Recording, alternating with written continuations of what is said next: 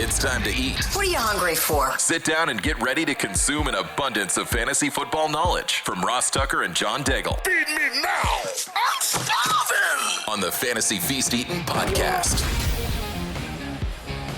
Yeah, let's eat, baby. It is the Fantasy Feast Eatin' podcast presented, of course, by DraftKings. The crown is yours. Great place, by the way, to still be playing best ball or to get ready for DFS. You have come to the right place. We are continuing the critically acclaimed Tears of Daigle. Of course, I'm talking about John Daigle.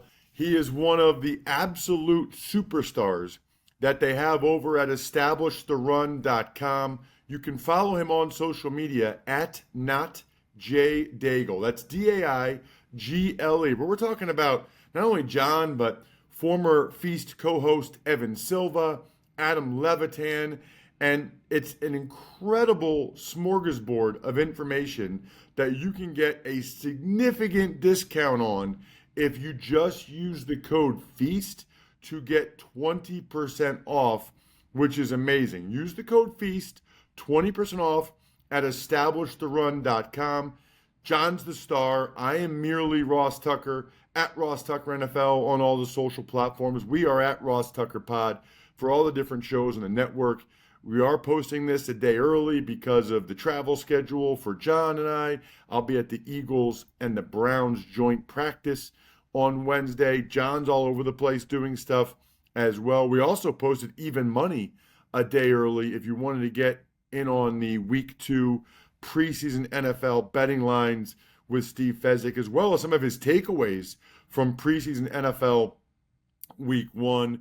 Really enjoyed the conversation with Drew Aller and Nick Singleton, two Penn State stars. Might be the first quarterback and running back taken in the 2026 NFL Draft. They were on Monday's Ross Tucker Football Podcast. On Wednesday's RTFP, we will have Brandon Thorne, the O-line expert, talking about his rankings. The reality is, I love O-line. Man, he puts a lot more time in watching these guys than I have the opportunity to do. So we'll go through Brandon's team, unit, and individual rankings on Wednesday's Ross Tucker Football Podcast. But August is for rankings, and in particular, John's tiered rankings. If you missed it, go back and check out the quarterbacks and the running backs. Today is a super important day. It is wide receiver day, and you can always go back on your podcast app or youtube.com/Ross Tucker NFL so that you know where all these guys are ranked and the tiers in which they reside. John, will start with tier 1. Only 3 guys in that category for you. It's Jamar Chase, CeeDee Lamb, and Justin Jefferson. And I want to be clear, it's in that order because a lot of people are going to show up to their home leagues and take Justin Jefferson.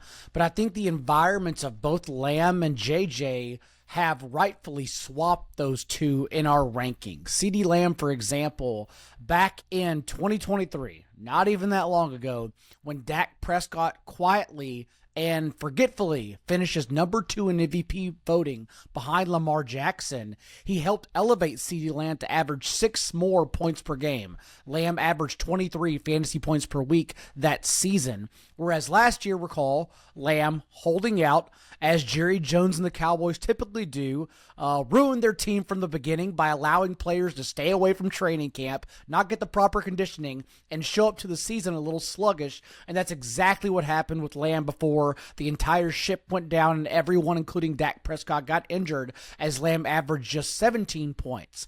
But now, even participating in offseason workouts with a new head coach and play caller in Brian Schottenheimer, and adding George Pickens, similar to Jamar Chase and T. Higgins when they were better playing with each other because one helps the other get different coverages, I think Lamb goes right back to being the number 2, maybe even number 1 overall wide receiver in fantasy.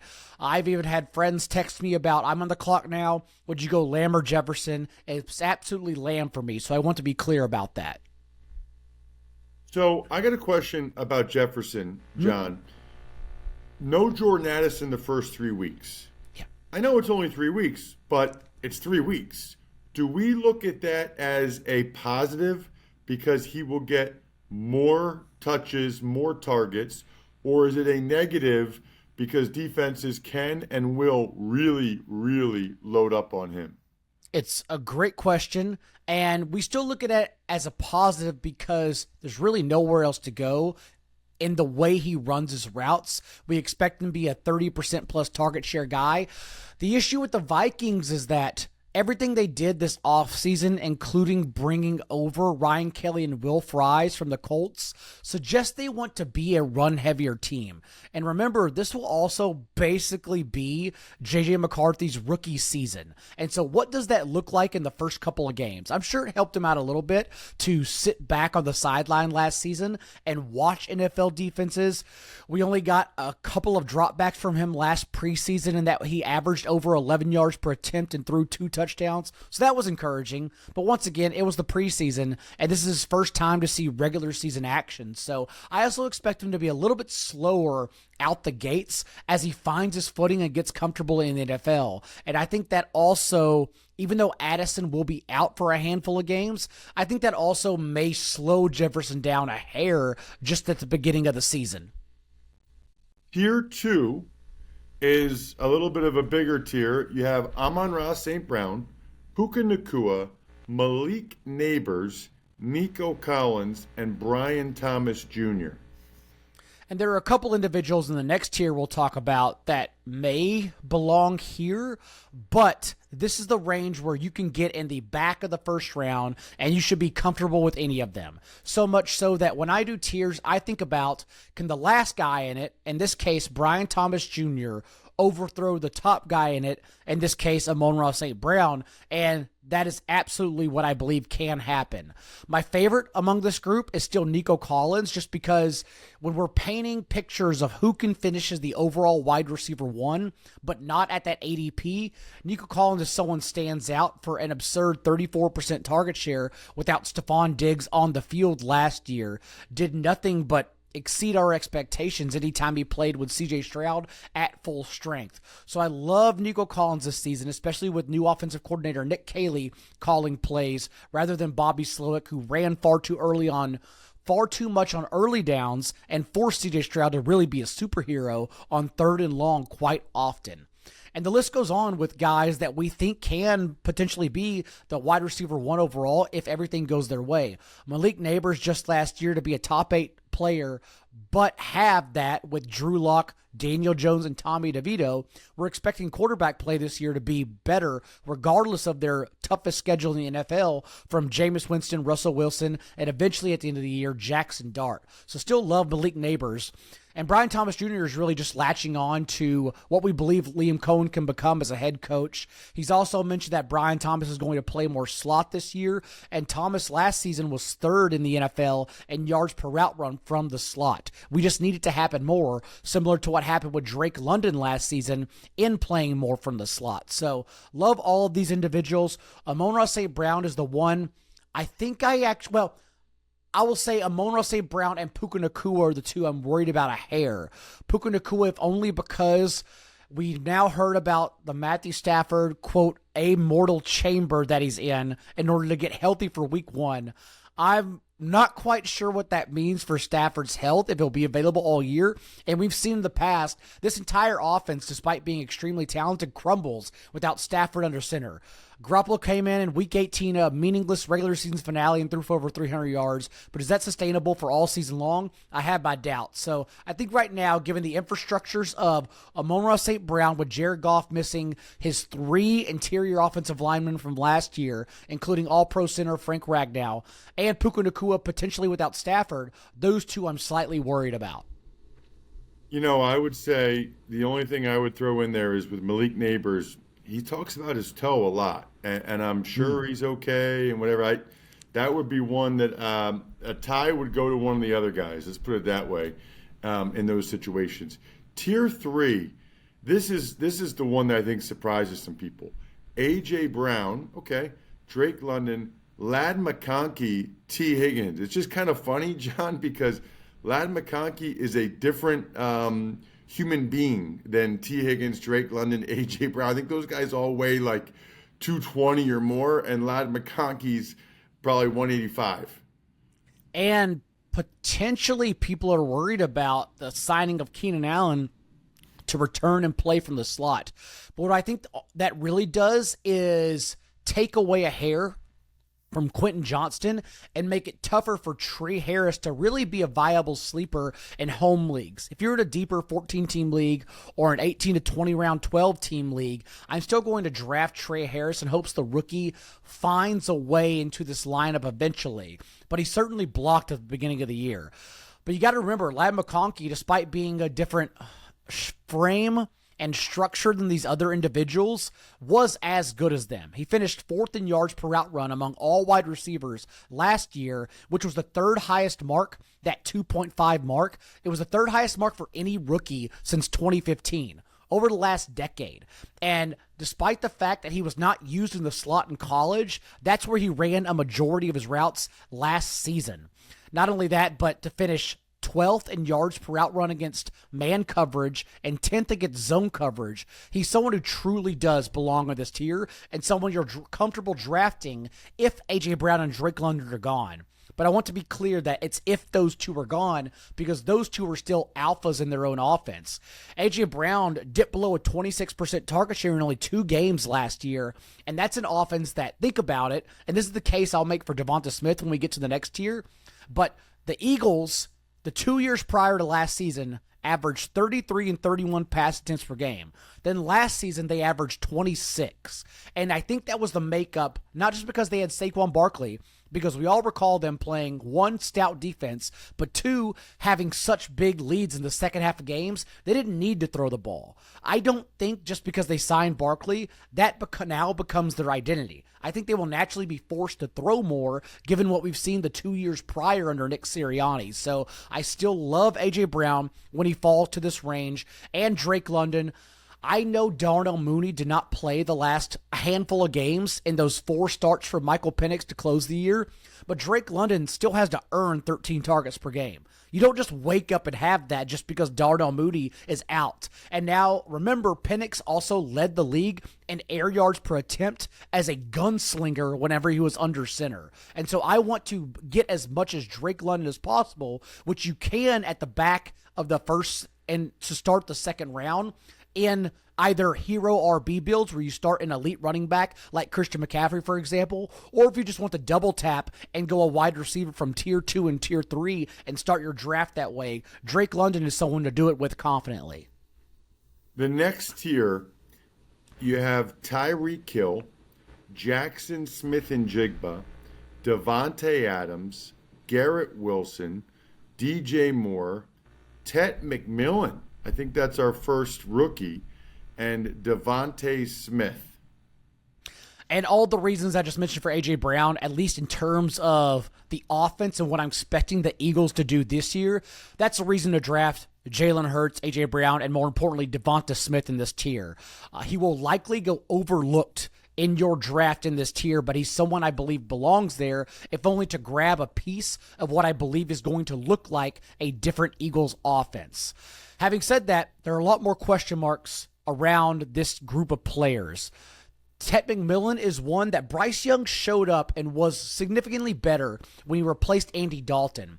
And they could have won a couple of big games at the end. He was so much better, including beating the Eagles perhaps, after that big Xavier Legette drop at the end of the game that we all remember that he may have scored a touchdown on. But at the same time, Tet McMillan, coming out of college, profiled as Mike Evans. He had a lot of question marks about film watching and other aspects of off-field issues, I know. But so far, what we've seen, even in the first preseason game, he's someone who can go up and make a contested catch like they did not have previously in Carolina. So it does unlock a different element for Bryce Young, and I think he's a rookie that deserves to be here, considering he's going to be on the field in 2 wide receiver sets from the very beginning. Garrett Wilson is another interesting one that we could probably project for a 140, 150 target guy, but what do those targets look like from Justin Fields? Given that Garrett Wilson last year, before the Jets signed acquired Devontae Adams, Garrett Wilson was still 5th in the league in target share and a top 12 wide receiver. After that, he was more of a fringe wide receiver 2 for fantasy because there was someone else who stole targets from him. There's no one else there this year for the Jets, as Josh Reynolds is reportedly their number 2 wide receiver, and their starting tight end, Mason Taylor, is already dealing with an injury ahead of week 1. So at least the target volume will be there for Garrett Wilson. We're just questioning if it will be good enough and accurate from Justin Fields for him to belong in this tier.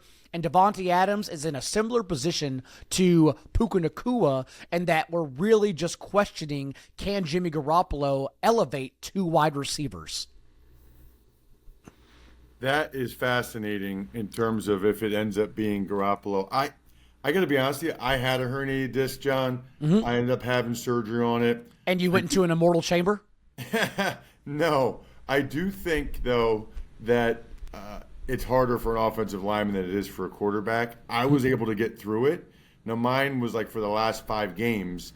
He's going through it for the whole season, which is a long road. But I tend to think he's going to probably be able to play. My question is just how effective is he, right? And how much is bothering the nerve. The pain I think he'd be okay with, but there's only so much you can do with nerves at times. All right, next one. Man, there's a lot of guys in this next tier I am super interested in. Maybe the most fascinating tier to me. It's Marvin Harrison Jr., who I thought was a little disappointing last year. Xavier Worthy from the Chiefs, Jalen Waddle, Dolphins, of course, Terry McLaurin. I guess he's with the Commanders. He's not under a contract after this year. They're having the issues. Mike Evans, Cortland Sutton, Zay Flowers, George Pickens, Travis Hunter, Jamison Williams, DK Metcalf, Rashee Rice, and Calvin Ridley. So you have George Pickens, the number 2 for the Cowboys, ahead of DK Metcalf, the number 1 for the Steelers. That is interesting. And same tier, which is why we draft in tiers. But also, I think the easiest way to describe this tier is all of these guys are practically the reason I'm avoiding the running backs in this range. Aaron Jones, Kenneth Walker, James Cook. The list goes on to the next gaggle of players. Alvin Kamara, veterans that could lose their jobs or just are in worse environments, because I want to tack on these receivers who have immense upside. George Pickens, you mentioned. Let's start with him, because if we want to latch on to what we believe will be a significantly better and more explosive passing offense with Dak Prescott and CeeDee Lamb, George Pickens playing with the best quarterback of his entire career as a downfield threat that does not overlap with CeeDee Lamb's routes, he absolutely deserves to be on this list. And he's someone I'm going out of my way for and drafting atop this tier as well. Jalen Waddle is now discounted even though Jonnu Smith is gone. And we saw last year without Jonnu Smith on the field, the Dolphins' target shares from Tua went Tyreek Hill at 30%, Jalen Waddle 25%, and Devon Achane at 22%. It was just immensely condensed. And so after Smith was traded to Pittsburgh, you would think everyone would be back on Waddle, but that's not the case. And I still like getting him here. Travis Hunter in the preseason game played all of his snaps with the first-string offense, none of his snaps with the first-string defense. I think Liam Cohen is trying to tell us what he wants Travis Hunter to do, at least get comfortable with in his career to start the season. And so if we think Travis Hunter is going to be the number 2 wide receiver for this offense, it's someone we should bump up instead, and that includes being in this tier. And then, of course, Jamison Williams is someone who can legitimately break fantasy football if all goes well. Ran the most routes in any season since high school last year, and that resulted in his first 1,000-yard season and a 17.5% target share, which did dent Amon-Ra St. Brown's target share. And, of course, anyone who drafted Sam Laporta understands Laporta was unusable for fantasy for half the season because the target tree expanded towards Jamison. So all of these guys, love them, Mike Evans included. I think Evans I would have had in the tier below, genuinely, if it had not initially been for Chris Godwin's injury now lingering into the regular season. Someone that received a bump from that. So, yes, all of these guys, including at the end, Rashee Rice missing 4 to 6 games, but we know if you start your drafts out with 3 to 4 strong wide receivers, you are not relying on Rashee Rice's production at the beginning of the year anyhow, and when he shows up, he's a player that if he played the full season, he should have been drafted in the 3rd round anyways. So don't let that deter you, that initial suspension, from drafting Rashee Rice here. The next category, it's Chris Olave, Jerry Jeudy, Jacoby Myers, Rome Odunze, Jawan Jennings, Stephon Diggs, Debo Samuel, Matthew Golden, Emeka Ibuka, Jordan Addison, and Ricky Pearsall. Jerry Jeudy's the one I have not drafted much of on DraftKings, and I initially fear the most, given what we saw, unlike Malik Neighbors, with his quarterback play determining his fantasy points. From Jameis Winston, for example, Jerry Jeudy was a top 3 wide receiver in fantasy. But then, whenever we got Dorian Thompson-Robinson, he was the wide receiver 71. It was a completely different environment that really relied on Jameis Winston opening up Jerry Jeudy downfield, and Jeudy could not carry the other quarterbacks. And given that we all expect to see the worst quarterback situation in the league for Cleveland this year, I am quite concerned, and I usually take Jacoby Myers over him. Myers, who recall, after they traded Devontae Adams, Brock Bowers, and rightfully so, got all the attention, led the team with a 30% target share as a unique wide receiver rather than, man-child tight end. But Jacoby Myers was right behind him with a 26% target share. This is someone that you can start as a wide receiver 3 who could even potentially have wide receiver 2 ceiling weekly in this range. And so I really like Jacoby Myers and just latching on to that indoor environment and a fast-paced offense with Chip Kelly and Geno Smith. And then, of course, I've talked about it throughout the offseason. Anyone who's listened to the Fantasy Feast understands that I'm very high on the 49ers offense, including their wide receivers here, Jawan Jennings, Ricky Pearsall. I initially came into this month thinking I was going to be higher on Jawan Jennings, and he's still on this tier, but the calf injury, which may not even be a calf injury, it sounds like it actually could be a hold-in instead, that is at least made me somewhat skeptical, enough that I want to suggest everyone draft Ricky Pearsall over Jennings instead, but I still love both of them. And then let's not move on before talking about these rookies, because Jaden Reed's walking boot he showed up to preseason with that no one knew about at the time.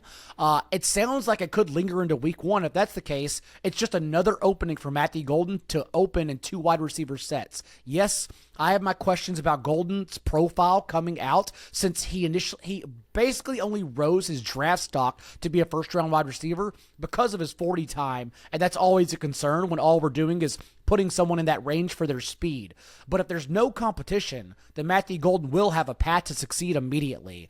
And then, of course, Emeka Ibuka, who steps in over Jalen McMillan in place of Chris Godwin, and there's been nothing but rave reviews out of camp for Ibuka so far.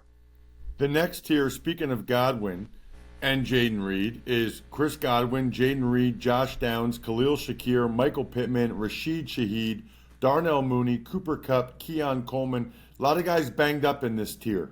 And this is the range where we think you can take those injured players on, assuming you already have enough wide receivers to pad for the initial couple weeks. The one interesting player here is Keon Coleman, because how often in fantasy do we get to draft a second-round wide receiver? We all know that's the year receivers tend to break out. And now we have a second-year wide receiver who could lead his team in targets from Josh Allen. You just don't see that happen ever. And Keon Coleman has fallen back to this range, even though I would argue we learned nothing about Keon Coleman, good or bad, in his rookie year. All we saw his 2 highest target share games come with Amari Cooper, oddly, when they acquired him, and then Coleman was injured, returned to a lesser impact. So I want to take a chance on Keon Coleman, someone I'm considering a sleeper this year. But again, we get to take a chance on Josh Allen's potentially leading receiver, and that's fun. Absolutely love it. All right, the next tier, you've got Jaden Higgins, Luther Burden, Christian Kirk, Keenan Allen, Brandon Ayuk, Rashad Bateman, Romeo Doubs, Marquise Hollywood Brown, Trey Harris, Marvin Mims Jr., Kyle Williams, Wan'Dale Robinson, Cedric Tillman, Adam Thielen, Jalen McMillan, and Josh Palmer. And then the last tier, you have guys like Xavier Legette, Demario Douglas, Quentin Johnston, Alec Pierce, Jalen Noel, Pat Bryant, Jack Besh, Dante Thornton Jr., Dontavian Wicks, Jalen Coker, De'Ami Brown, Michael Wilson, Darius Slayton, Noah Brown, Trey Tucker. If you want more of the information from John on this, it's code FEAST at establishtherun.com. Next week, we're diving into the tight ends and some of the stuff we've seen weeks 1 and 2 of the preseason. Other than that, I'm stuffed. We're finished. Thanks for tuning in to Fantasy Feast. Make sure to also check out the Ross Tucker Football Podcast, Even Money, and College Draft, all on the DraftKings Network, YouTube, or subscribe to the podcasts on your favorite platform.